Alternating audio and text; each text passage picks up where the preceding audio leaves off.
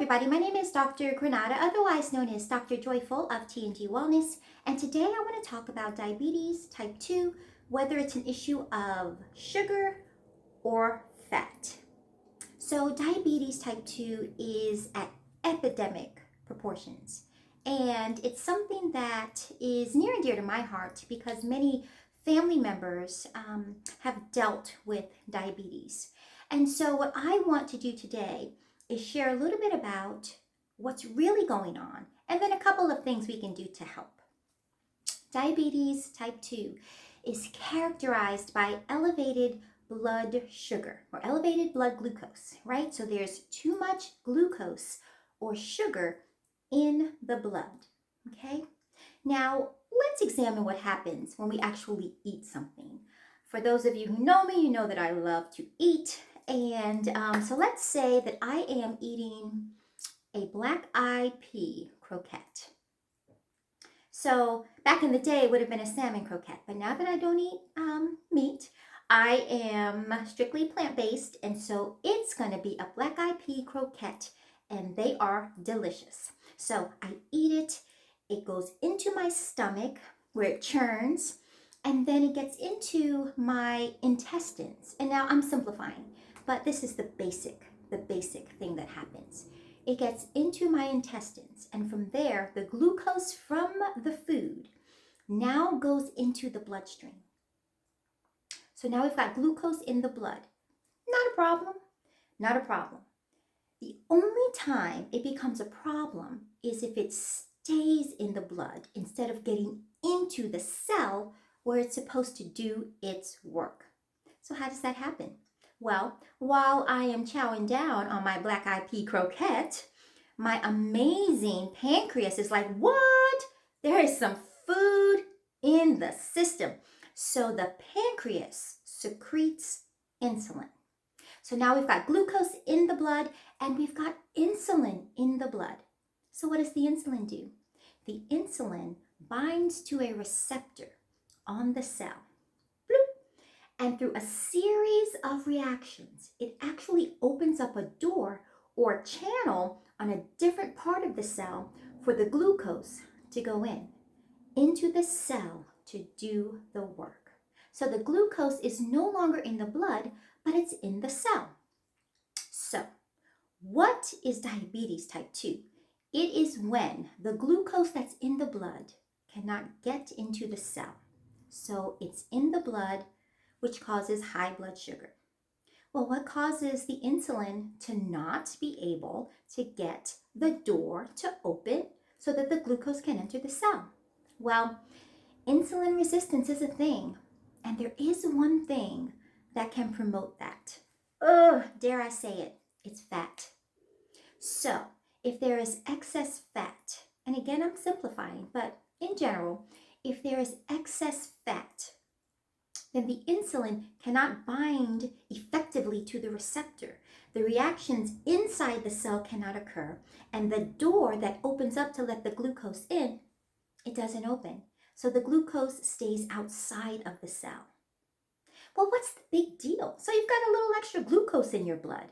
Well, it's a big deal. You want to know why? Because sugary blood is toxic to your nerves. So that is why people who have been diagnosed with type 2 diabetes have an increased risk of blindness because the optic nerve gets damaged. So again, we eat, the pancreas secretes the insulin binds to the receptor, opens the door so the glucose can go into the cell. If the insulin cannot do that, meaning you've got insulin, but it's not effective at getting the glucose into the cell, then you are insulin resistant. Now, type 1 diabetes is different. In that case, there isn't the insulin floating around, right? The pancreas is not making insulin, okay? So they have to inject themselves with insulin. But in type 2 diabetes, in many cases, the body is making insulin. However, the insulin is ineffective at getting the glucose into the cell. Well, The body is amazingly designed. So in these instances, your kidneys are like, what in the world is going on with all this glucose? So it's taking glucose and throwing it into the urine. So that's why people with diabetes type 2 have glucose or sugar in their urine. It's because the body is trying to get it out of the system. So, what can we do about diabetes type 2? Well, I'm glad you asked because that's why we're here today. So, one thing, there are many, but one thing we can do is exercise. Why? Because exercise bypasses the insulin situation, right? So when you exercise, you can get glucose into your cells without the presence of insulin. What? Yes. So everybody who's been diagnosed with type 2 diabetes must exercise. Whether it's a gentle walk or a brisk walk or some cardio, some HIIT workouts, some dance fitness, which is what I love to do, cardio, strength conditioning, you must exercise. That's one thing. The other thing that you must do, and again, these are two of many things, is adopt a way of eating that is going to cause you to not increase your risk of having excess glucose floating free in your blood for extended periods of time. I am 100% always going to recommend a plant-based way of eating. Always, I'm going to do that. I have helped people reverse diabetes type 2 with a holistic plan of multiple things, two of which are exercise and adopting a plant-powered way of eating. So I want you to be encouraged today. I want you to know that while diabetes type 2 is it's an epidemic, really, it is something that we can do something about. And that's what I'm encouraging you to do. Those are just two simple steps that you can start with in order to deal with diabetes type 2. Now, before I go, I must say this. I am a medical doctor.